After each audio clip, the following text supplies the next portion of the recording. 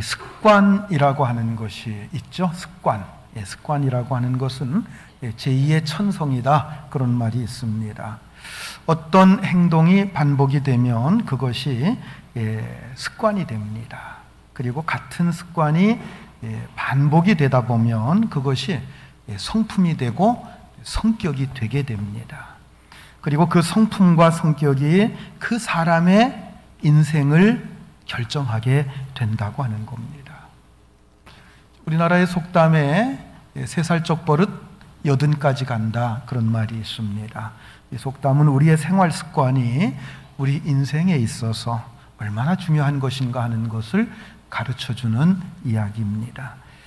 영어로는 라이프 스타일이라고 이야기를 하지요. 바른 생활 습관을 가져야 된다고 하는 뜻입니다. 모든 부분에 있어서 이 스타일이라고 하는 게 참 중요합니다. 예를 들어서 운동선수들에게 있어서 처음부터 기본 자세, 이 스타일이 좋아야만이 좋은 선수가 될 수 있다, 그런 말을 참 많이 합니다. 탁구를 치든 테니스를 치든 아니면 수영을 하든 기본적인 폼을 처음에 잘 갖추어야 좋은 운동할 수 있고 운동선수가 될 수 있는 거예요. 제가 한 10년 좀 넘은 것 같습니다만은 등록을 해서 수영을 배운 적이 있어요. 수영을 배웠는데 저는 나름대로 열심히 했는데 강사가 한 달쯤 가르치더니 저보고 하는 얘기가 그냥 목사님은 목사님 그냥 습관대로 하세요, 그렇게 얘기를 하더라고요. 도저히 못 고치니까 결국은 그냥 제 폼대로 하는 게 낫겠다 하면서 포기를 한 적이 있어요. 어렸을 때 잘못된 습관을 가지고 이렇게 뭔가를 하다 보면은 그것이 굳어져 가지고 더 이상 고칠 수가 없는 경우가 참 많습니다. 미스 코리아 선발대회가 요즘에도 있죠. 선발대회 보면은 단순히 얼굴이나 몸매만 좋다고 해서 선발이 되는 것은 아닌 것 같습니다. 걸음을 걷게 하고 대화를 나누는 그 장면까지도 다 본다는 거예요. 단순히 용모만 아름다운 것이 아니라 걷는 그 스타일도 아름다워야 되고, 그리고 질문에 어떻게 재치 있게 답변을 잘 하는가, 이런 것까지도 다 종합해서 본다고 하는 겁니다. 그래서 모든 것을 종합해서 대표적인 미인을 뽑는다는 거예요. 우리 그리스도인의 생활 속에도 신앙의 스타일이 있습니다. 신앙의 습관 같은 것이 있어요. 우리의 신앙도 올바른 신앙 스타일, 올바른 신앙 습관을 따라가다 보면 그것이 점점 좋은 신앙적인 성품, 영적인 성품이란 것으로 자리 잡게 되는 겁니다. 그걸 가리켜서 뭐라고 얘기하는지 아십니까? 그걸 가리켜서 영성이라고 이야기를 합니다. 영적인 성품이라고 하는 거죠. 저는 사순절 설교를 시작을 하면서 첫 번째 주에 예수의 마음에 대해서 설교를 했고요. 두 번째 주에는 예수의 습관에 대해서 말씀을 드렸습니다. 자, 예수의 마음은 어떤 마음이라고 그랬습니까? 온유하고 겸손한 마음이라고 했습니다. 그리고 예수님의 흔적이라고 하는 말씀으로 지난주에 말씀을 드렸는데, 우리를 위해서 십자가를 지면서 그 몸에 입으신 상처의 흔적, 그것들을 우리가 생각하면서 사도 바울처럼 우리의 몸과 우리의 마음에도 예수님을 위한 흔적을 만들어 가자라고 하는 말씀을 드렸습니다. 자, 오늘은 사순절 세 번째 설교로 예수님의 습관에 대해서 한번 생각해 보려고 합니다. 오늘 본문 39절 말씀을 우리 같이 한번 읽겠습니다. 예수께서 나가사 습관을 따라 감람산에 가심에 제자들도 따라갔더니, 예수님께서 습관을 따라서 감람산에 가셨다라고 하는 말씀입니다. 우리의 신앙생활 가운데 습관이 중요하다고 한다면, 그렇다면 우리는 누구의 습관을 따라가야 되겠습니까? 누구의 습관을 본받아야 되겠습니까? 우리는 예수님의 습관을 따라가야 됩니다. 예수님의 습관을 본받아야 됩니다. 그래서 오늘은 예수님의 생활 습관이 어떠했는가 하는 것을 살펴보면서 주님을 배우는 시간으로 이 시간 삼고자 합니다. 첫 번째로 예수님은 어떤 습관을 가지고 있었느냐? 절기와 안식일을 잘 지키는 습관을 가지고 계셨다라고 하는 것입니다. 예수님은 절기를 잘 지키셨습니다. 그리고 안식일을 잘 지키셨다고 하는 것을 우리는 성경 여러 곳에서 발견할 수가 있습니다. 누가복음 2장에 보면 예수님께서 12살 때 예루살렘의 유월절을 지키기 위해서 올라가셨다라고 하는 이야기가 나옵니다.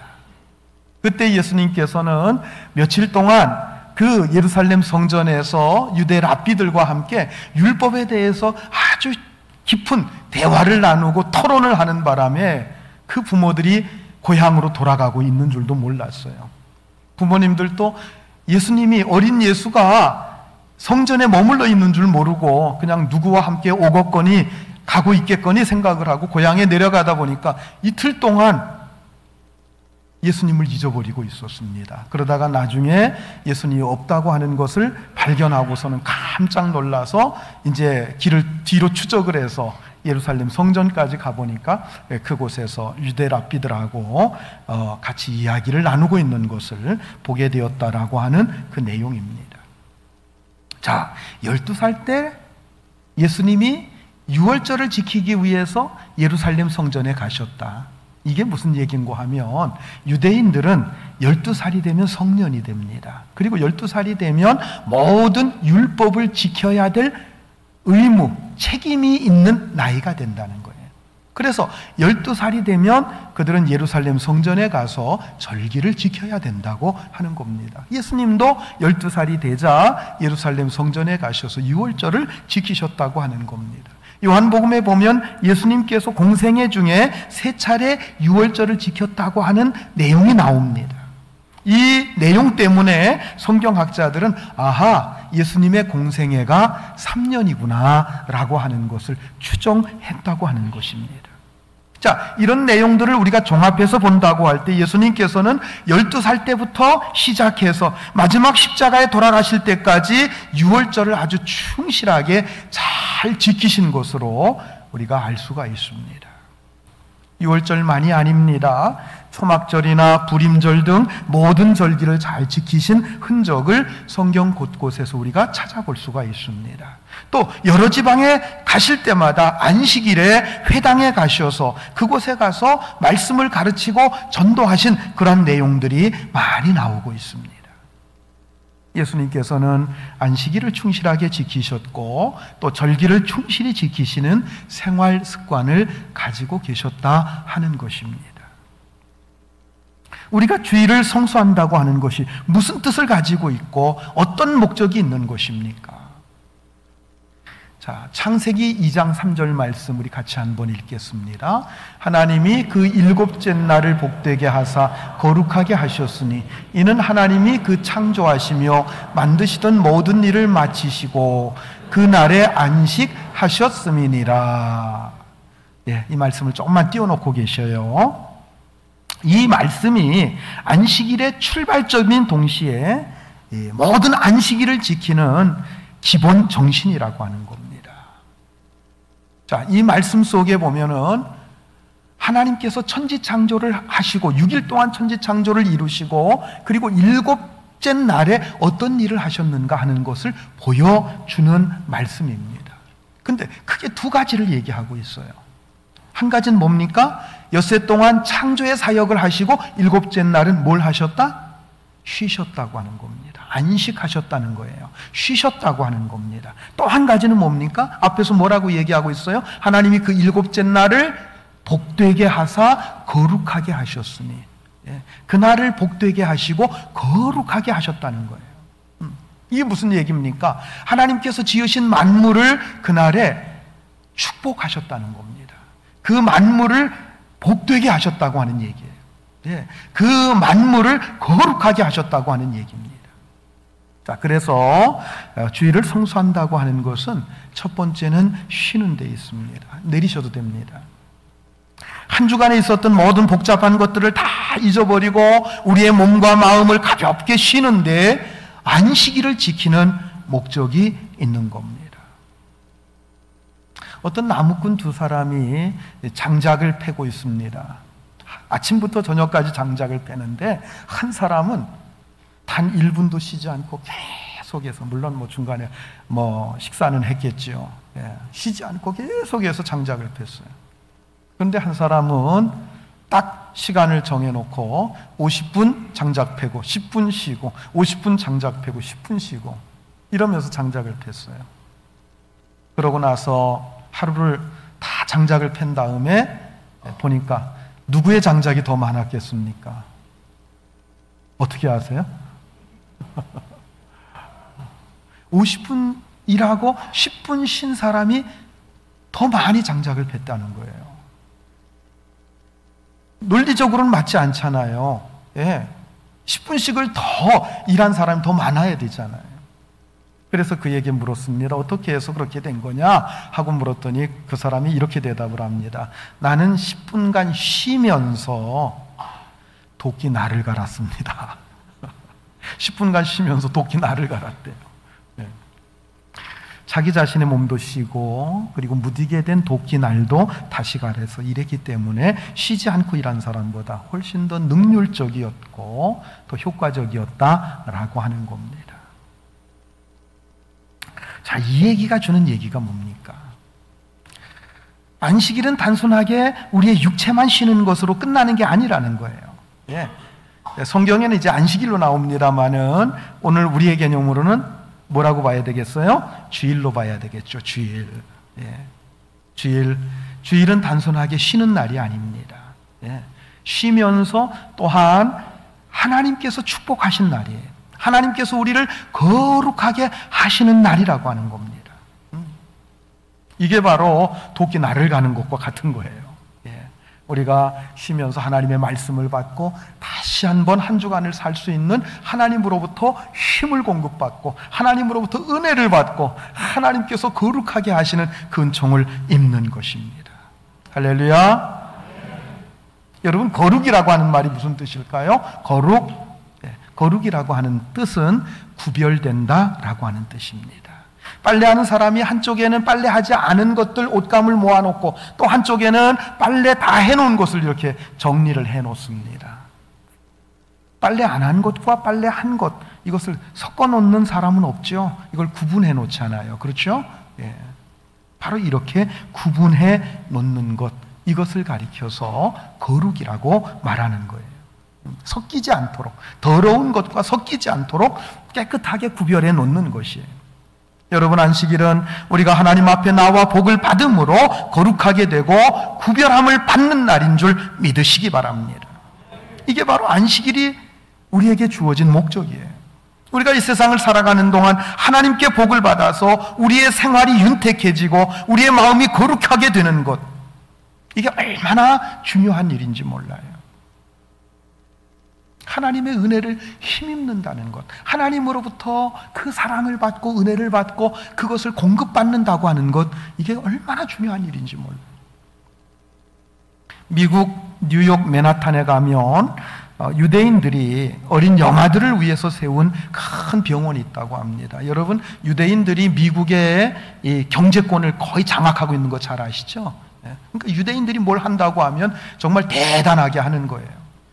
그리고 어린 영아들을 치료하는 그런 병원을 크게 설립을 했습니다. 모든 시설을 최상으로 갖추고 거기에 최신 그리고 최첨단 의료 장비들을 다 들여놓고, 그리고 미국에서 내놓으라 하는 그런 의사들을 초빙을 해서 좋은 의료진을 구성을 했습니다. 가장 최고의 훌륭한 영아 병원을 만들고자 한 거예요. 그런데 한 1년이 지났을 때 보니까 사망률이 너무 높은 거예요. 영아들을 치료하는 가운데 죽은 아이들이 너무 많은 거예요.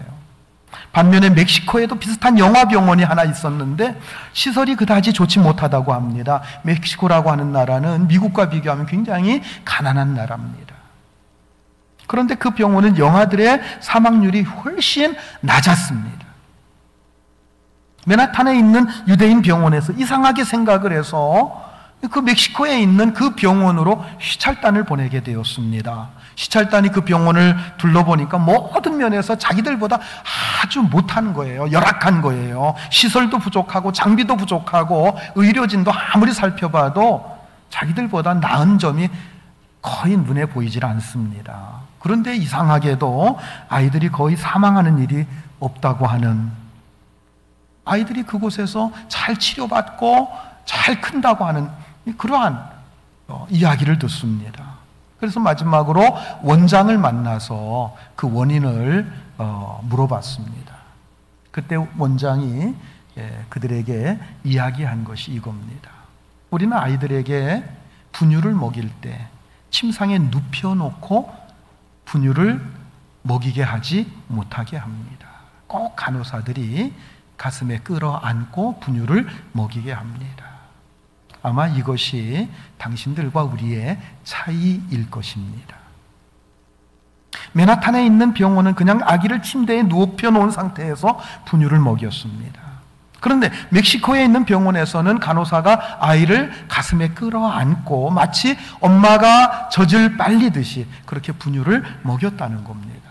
다시 말해서 그 아이들에게 엄마의 사랑을 먹여준 겁니다. 아이들에게 사랑을 준다고 하는 것, 이것이 아이들의 생명에 얼마나 중요한 영향을 미치는지에 대한 굉장히 중요한 예가 되고 있습니다.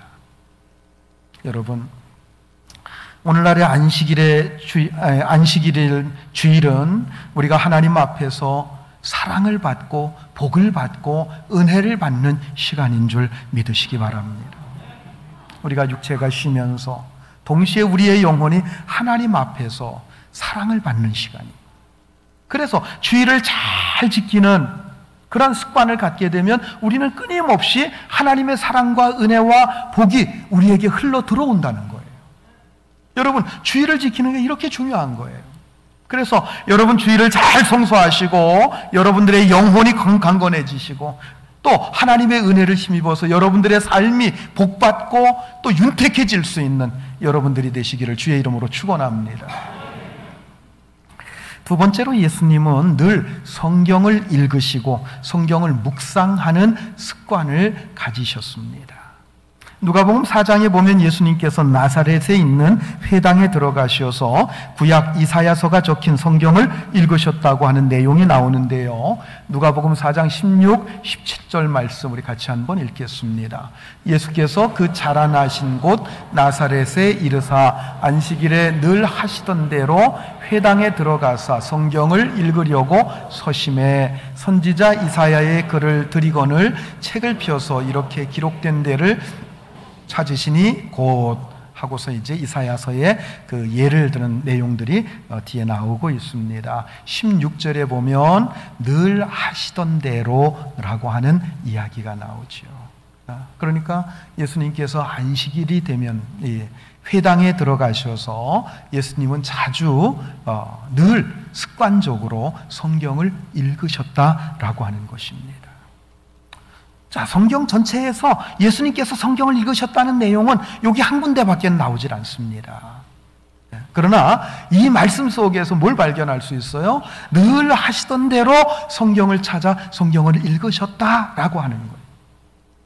그리고 우리는 도처에서 예수님이 성경을 많이 읽으신 것을 넉넉하게 충분히 우리는 짐작할 수가 있습니다. 물론 그분은 요한복음의 증거에 따르면 그분 자체가 말씀이세요. 예, 말씀으로서 육신이 되어 이 땅 가운데 이 세상에 오신 분이 예수님이세요. 그러나 예수님은 그냥 인간으로 오셨습니다. 말씀이시지만은 그분은 인간으로 오셔서 인간의 모든 것을 자라면서 하나하나 습득해서 깨우치시고 배우시고 하는 그런 과정을 다 겪으셨습니다. 인간으로 오셨기 때문에 인간의 연약함을 다 가지고 계셨다라고 하는 것을 우리가 앞에서 살펴본 바가 있어요.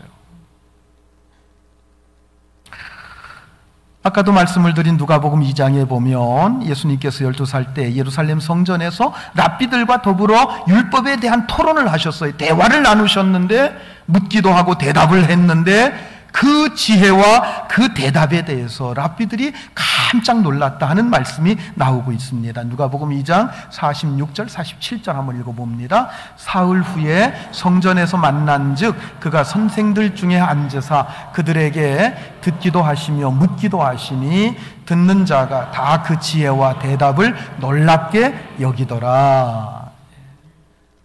예수님의 부모님들이 사흘 후에 만났어요. 성전에서 만났어요. 그런데 그곳에서 얇은 토론이 막 진행되고 있어요.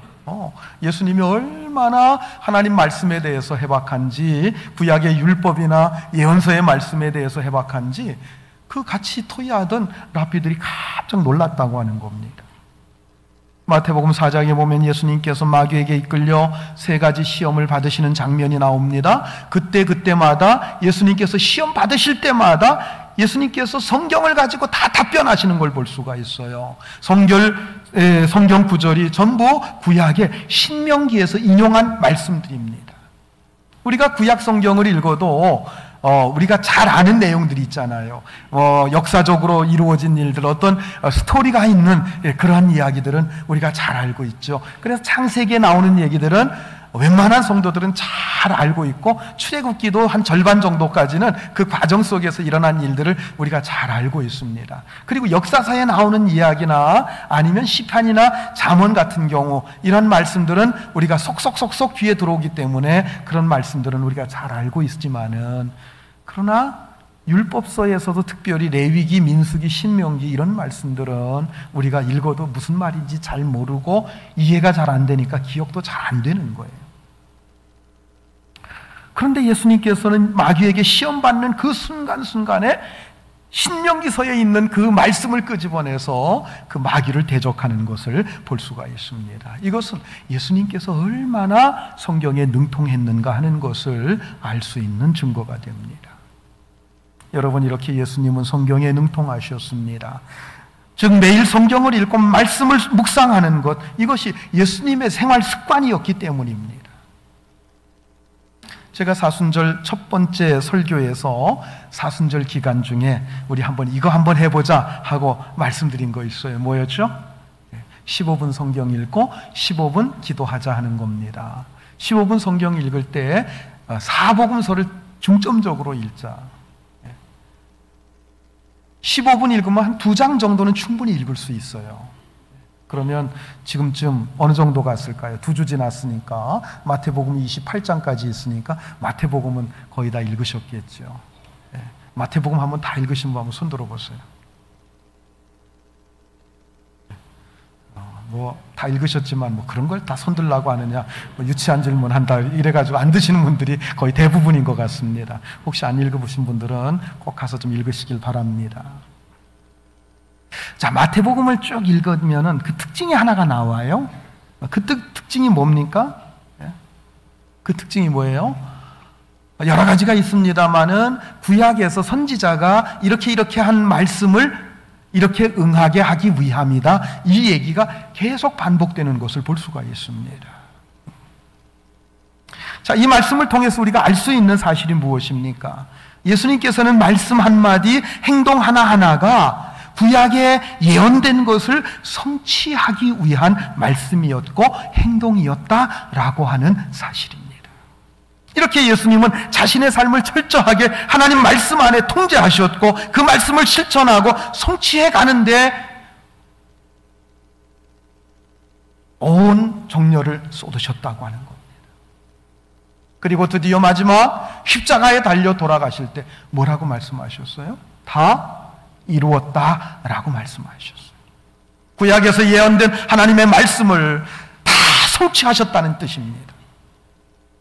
예수님께서는 산상수훈에서 이런 말씀을 하셨습니다. 마태복음 5장 17절 18절 우리 같이 한번 읽읍시다.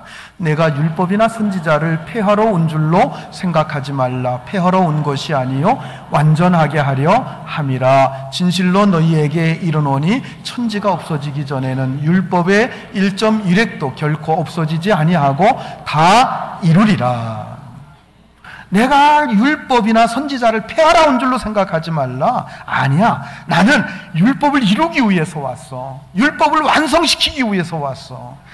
이 율법의 1.1획도 천지가 없어지기 전에 없어지지 않고 다 이루어질 거야, 이렇게 말씀하신 거예요. 율법이나 선지자는 구약 성경을 가리키는 겁니다. 예수님께서 오신 이유가 뭡니까? 율법이나 선지자의 예언을 완성시키러 오셨다고 하는 거예요. 만약에 예수님께서 이 땅에 오셔서 구약의 말씀들을 성취하지 않으셨다고 한다면 구약의 말씀들은 여전히 불충분하고 뭔가 짝이 맞지 않는 그런 말씀일 수밖에는 없을 겁니다. 그러나 예수님께서 오셔서 그 말씀들을 거의 대부분 다 이루셨어요. 그래서 다 이루었다라고 말씀을 하신 겁니다. 유대인들은 예수님을 받아들이질 않습니다. 믿지 않습니다. 아직도 그들은 율법이 불완전한 거예요. 구약이 불완전한 거예요. 아직도 예언이 이루어지지 않은 거예요. 그들에게 있어서 구약은 아직도 불완전한 말씀입니다. 그러나 우리에게 있어서 구약의 말씀은 완전한 말씀인 줄 믿으시기 바랍니다. 예수님께서 모든 예언을 다 성취하셨기 때문입니다. 예수님께서는 그 구약의 예언을 성취하시기 위해 그 말씀을 읽고 묵상하는 습관을 가지고 사셨습니다. 그래서 자신의 삶을 그 말씀 가운데 두시고 그 말씀을 하나하나 성취해 가셨다는 거예요. 여러분, 이것은 오늘 우리에게도 마찬가지입니다. 우리가 하나님의 말씀을 읽고 묵상하고 실천하지 않는다고 한다면 하나님의 거룩한 뜻이 있는데 그 뜻은 우리 속에서 성취돼야 되는데 성취될 수가 없다는 거예요. 사도 바울이 만년에 젊은 제자 디모데에게 권면하는 말씀이 있습니다. 디모데후서 4장 3장 14절로 17절까지 우리 같이 한번 읽겠습니다.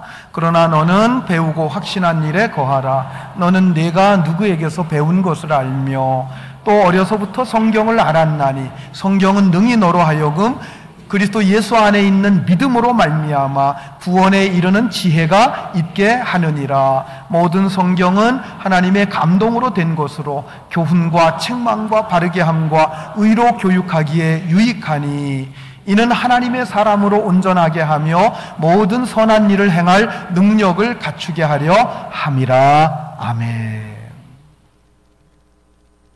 하나님의 말씀 성경이 우리에게 주는 유익이 뭔가, 성경이 우리를 향해서 가지고 있는 뜻이 뭔가, 이 말씀 속에 다 들어가 있어요. 성경이 우리에게 목적하고 있는 게 크게 세 가지입니다. 첫째는 예수 그리스도를 믿는 믿음으로 말미암아 구원을 얻게 하는 지혜가 있게 한다. 구원에 이르는 지혜가 있게 한다. 15절에 나오는 말씀 그대로예요. 예수 그리스도를 믿는 믿음으로 구원은 어떻게 이루어져요? 예수 그리스도를 믿는 믿음으로 구원에 이르는 지혜가 얻게 된다는 거예요. 두 번째는 뭡니까? 우리를 하여금 말씀을 통해서 교훈해주고 책망해주고 바르게 하고 의로 교육하기에 유익한 그 말씀을 통해서 우리를 하나님의 사람으로 온전하게 한다는 거예요. 17절, 16절에 이러한 내용을 통해서 17절의 결론이 뭐예요? 하나님의 사람으로 온전하게 한다. 그리고 그 뒤에 뭐라고 그랬어요? 모든 선한 일을 행할 수 있는 능력을 갖추게 한다. 이 세 가지. 구원에 이르는 지혜, 하나님의 사람으로 온전한 인격, 모든 선한 일을 행할 수 있는 능력을 갖추게 하는 것, 이게 바로 성경 말씀인 줄 믿으시기 바랍니다. 그래서 뭐라고 그랬어요? 14절에서 너는 배우고 확신한 일에 거하라, 이렇게 말씀하고 있는 거예요. 여러분 늘 말씀을 묵상하고 말씀을 통해서 배우고 확신한 일에 거하시기 바랍니다. 그 속에서 하나님의 뜻을 깨닫고 온전한 구원을 이루고 온전한 하나님의 사람이 되고 온전한 선한 일을 할 수 있는 능력 있는 사람이 되시기를 바랍니다. 그래서 주의 뜻을 이루는 성도 여러분들이 되시기를 주의 이름으로 축원합니다. 마지막으로 예수님은 기도하는 습관을 가지고 계셨습니다. 자, 아까 읽었던 말씀 오늘 본문 39절을 다시 한번 읽겠습니다. 예수께서 나가사 습관을 따라 감람산에 가시매 제자들도 따라갔더니, 자, 예수님께서 습관에 따라 감람산에 가셨다 말씀하고 있습니다. 이 말씀의 앞의 내용은 뭐냐면 마지막 만찬을 하는 내용이에요. 그리고 감람산에 가셔서 간절히 기도하시. 오늘 읽은 내용이 그 내용 아닙니까? 아버지여, 할만하시거든 이 잔을 내가 피할 수 있게 해주시옵소서. 그러나 내 뜻대로 마옵시고 아버지의 뜻대로 되기를 원하나이다. 간절히 기도하는데 그 가운데 제자들이 졸고 자고 이런 내용들이 나오고 있어요. 자, 그런데 예수님께서 습관을 따라 감람산에 가셨다. 왜 가셨어요? 기도하시기 위해서 가셨다는 얘기예요. 이게 무슨 얘기입니까? 예수님께서는 낮 시간에 사역을 하시고 가르치고 전도하고 이런 일을 하시다가 저녁 시간만 되면 어딜 가셨어요? 감람산에 가셨어요. 왜 가셨어요? 기도하시기 위해서 한적한 그 산에 들어가셔서 기도하는 습관을 가지셨다고 하는 것입니다. 이 습관 때문에 예수님께서는 체포가 됩니다. 왜요? 예수님의 제자들은 예수님이 어디로 가시는지를 다 알고 있었어요. 습관에 따라 저녁 시간 되면 감람산에 가시지 알고 있었어요. 그래서 예수님을 배반하고자 했던 가룟 유다가 그 사실을 알고 종교 지도자들에게 그 사실을 고발을 한 거예요. 지금 종교 지도자들은 눈에 불을 켜고서 예수님을 잡으려고 혈안이 돼 있어요. 낮 시간에는 예수님이 어디서 전도하고 사람들이 이렇게 몰려있고 있기 때문에 어디 있는지 알지만은, 그러나 사람들이 많이 모여있기 때문에 체포할 수가 없어요. 조용히 혼자 있을 때 체포해야 되는데 밤 시간에 예수님은 산에 가셔서 기도하셨거든요. 근데 예수님이 어디 계시는지, 어디서 주무신지 모르기 때문에 체포를 못했는데 가룟 유다가 그 사실을 알려줬기 때문에 그날 밤에 체포를 당하신 거예요. 쉽게 얘기하면 예수님께서 체포되실 것을 아시면서도, 아니, 예수님은 체포돼야 되기 때문에 그래서 그 자리로 가셔서 기도하셨고, 그리고 그곳에서 체포를 되셨다고 하는 것입니다.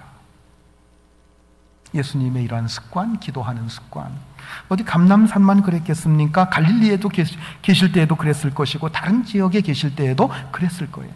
예수님은 어디서든지 저녁 시간이 되면 이렇게 한적한 곳을 찾아가서 하나님께 기도하는 습관을 가지고 계셨습니다. 여러분, 기도라는 것이 우리 신앙생활에 있어서 어떤 관계가 있을까요? 저는 적어도 두 가지 관계가 있다고 생각을 합니다. 첫째는 우리가 기도하는 가운데 우리의 마음이 정리가 됩니다. 우리의 마음이 안정을 찾게 된다고 하는 거예요. 여러분들이 사회생활을 합니다. 학교 생활을 합니다. 사회생활 하다 보면 스트레스 많이 받잖아요. 그러면 그 스트레스 받는 그 마음이 어디서 풀어져요? 가정에서 풀어져요? 안 풀어져요? 오히려 더 스트레스 받아요? 학교에 가서 친구들과 공부하는 거 서로 경쟁하느라고 학업에 대해서 스트레스 많이 받고 집에 딱 들어왔는데 엄마가 너무 걱정하지 마 이러면서 위로해 줍니까? 아니면은 왜 공부 요거밖에 못했어? 이럽니까? 가정이 뭐예요? 홈. 우리가 쉼을 얻는 곳이에요. 우리가 안정을 얻고 우리가 삶의 질서를 찾고 하는 곳이 가정입니다. 그래서 가정이 평안해야 됩니다. 여러분 가정이 평안할 수 있기를 주의 이름으로 축원합니다. 밖에서 스트레스 받고 돌아와야 될 그 남편에게 더 스트레스를 주면은요, 집으로 안 돌아와요. 어디로 가요? 가는 곳이 있죠. 여기저기 돌다가 나중에 만취해가지고 들어오지요. 그렇게 되면 안 되는 거예요. 여러분, 기도라고 하는 것이요, 우리가 여러 가지 얽혀있는 문제들, 복잡한 문제들 하나님 앞에 엎드릴 때 그 모든 것이 다 정리가 돼요. 하나님 안에서 평안을 얻게 되는 겁니다. 얽혀있는 문제들이 풀리기도 하고 하나님으로부터 사랑과 위로를 받기도 합니다. 그리고 자기 자신의 잘못된 생각들, 이런 것들을, 삶을 고치기도 합니다. 잘못된 것들을 고쳐나가면서 하나님의 뜻을 발견하게 되는 거예요.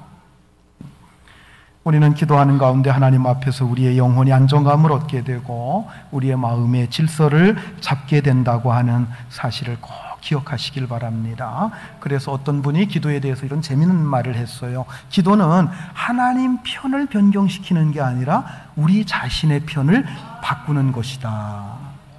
많은 분들이 기도를 내가 하나님을 설득해서 하나님의 마음을 바꾸는 걸로 생각을 해요. 그러나 우리가 기도하면서 깨닫는 게 뭐예요? 기도를 깊이 하신 분들을 깨달을 거예요. 내 생각이 너무 잘못되었구나. 내가 너무 욕심이 과했구나. 이런 기도 제목을 가지고 오랫동안 기도해 왔는데 너무나도 하나님 앞에 부끄럽구나. 이런 걸 느끼는 거예요. 그러면서 내가 뭘 하나님 앞에 기도해야 될까? 이것을 깨닫게 되는 거지요. 그리고 나 자신을 하나님 앞에서 바꾸어가고 하나님의 뜻에 맞는 사람으로 바뀌어진다고 하는 겁니다. 사도 바울도 자신의 몸에 있는 가시, 그것 때문에 3차례 기도했다고 그랬어요. 3차례 기도했다고 하니까 3번 하나님 고쳐주세요, 하나님 고쳐주세요, 이렇게 3번 기도했다는 얘기가 아니에요. 이건 마음의 작정을 하고 일주일 금식을 하든 또 어떤 작정을 하면서 그렇게 3차례 작정하고 기도했는데 그 결론이 뭐예요? 하나님께서 내 은혜가 내게 족하다, 이는 내 능력이 약한 데서 온전하여 짐이라 하는 말씀으로 돌아왔어요. 그래서 그는 그 말씀을 깨닫고 더 이상 병 고쳐달라는 기도를 하지 않게 됐어요. 오히려 병든 것을 감사하면서 내가 연약하기 때문에 더 하나님의 크신 능력, 그 은혜를 내가 더 깨닫게 되는구나, 더 큰 능력이 나타나는구나, 그렇게 고백하게 됐다는 얘기. 여러분, 바로 이게 기도입니다. 여러분, 기도하는 가운데 하나님의 사람으로 변화되어 갈 수 있는 여러분들이 되시기를 주의 이름으로 축원합니다. 그렇지만 기도라고 하는 건 그것만 있는 게 아니에요. 기도는 하나님의 위대한 일을 이루어가는 능력인 줄 믿으시기 바랍니다. 기도는 단순히 마음을 정돈시키거나 자신의 삶을 고쳐나가는 정도에서 그치는 게 아니에요. 기도는 하나님의 위대한 뜻을 이루어가는 놀라운 능력이 있다는 사실을 우리가 믿어야 됩니다. 성경 한 군데 봅니다. 야고보서 5장 17, 18절 같이 봅니다. 엘리야는 우리와 성정이 같은 사람이로되 그가 비가 오지 않기를 간절히 기도한즉 3년 6개월 동안 비가 오지 아니하고 다시 기도하니 하늘이 비를 주고 땅이 열매를 맺었느니라. 엘리야가 아방 앞에서 내 말이 떨어지기 전에는 이 땅에 비 한 방울 이슬 한 방울 내리지 않을 것이다 하고 선전포고를 하고서 사라졌어요. 그러고 3년 반 동안에 그 이스라엘 땅에 비 한 방울 내리질 않았습니다. 온 천하 산천초목이 다 메말랐어요. 그리고 3년 반 후에 엘리야가 높은 갈멜산 꼭대기에 올라가서 간절히 자기 머리를 두 무릎 사이에 쳐박고 7차례나 간절히 비 오게 해달라고 기도를 했어요. 한 번 기도하고 사환 보고 무슨 증거가 없는지 보고 와라. 2번 기도하고 또 합니다. 7번째 기도하고 무슨 징조가 보이지 않는지 보고 와라 했더니 그 사환이 저 지중해 저편에서 손바닥만한 구름 하나가 떠오릅니다. 이제 됐다, 내려가자. 내려가는데 막 비가 쏟아지기 시작한, 장대와 같은 비가 쏟아지는 거예요. 3년 반 동안 전혀 비가 오지 않던 땅에 엄청난 비가 쏟아진 거예요. 자, 그러면 여러분 한번 생각해 봅시다. 자, 엘리야가 아방에 가서 3년 앞으로 내 말이 떨어지기까지 비가 오지 않을 것이다, 이렇게 했을 때 그가 자기 기분에 따라서 얘기한 겁니까? 아니잖아요. 하나님께서 그에게 계시해 주셨고 분명하게 3년 반 동안 이 땅을 메마르게 할 것이다 말씀해 주셨기 때문에 그대로 가서 한 거예요. 그렇다고 하면은 3년 반이 지나면 엘리야가 뒤집어 자거나 어디 가서 농땡이 치거나 해도 약속하신 거니까 비가 내릴 거 아니에요. 그런데 왜 산꼭대기 올라가서 간절히 비 오게 해주십시오, 비 오게 해주십시오 기도했을까요? 그렇게 해야만이 비가 오기 때문입니다. 할렐루야. 하나님께서는 어떤 뜻을 가지고 계세요? 하나님께서는 놀라운 섭리 뜻을 가지고 있어요. 그래도 그 뜻이 있어도 너희가 기도해야 그 뜻이 이루어진다라고 성경은 말씀하고 있습니다. 하나님의 귀한 뜻이 여러분들의 기도를 통해서 이루어지는 줄 여러분 믿으시기 바랍니다.